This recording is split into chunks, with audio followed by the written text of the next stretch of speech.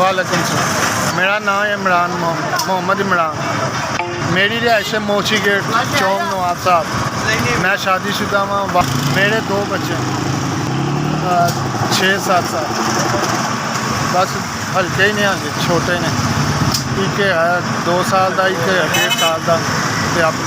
एक लड़का एक लड़की। ये घर से गुजारे नहीं होते। मैं आइसक्रीम की दुकान पर काम करना। इतने तनख्वाह है 15,000। मैं आना वा दोपहर को 4 बजे आना तो रात को 2 बजे जाना। बड़ी मुश्किल होता है। अपना मकान है वालद साहब का।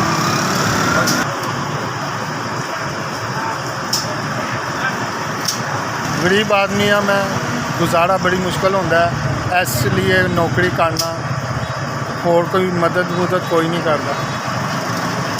अपने कारोबार से पैसे नहीं है, पैसे लखा रुपये कितों ले आई।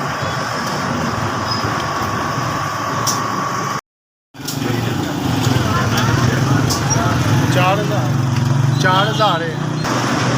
अल्लाह ताला उन्होंने ज़िंदगी करे, रिज़्क़ की बरकत दे। जिन्होंने मेरे मन 4,000 दिता है।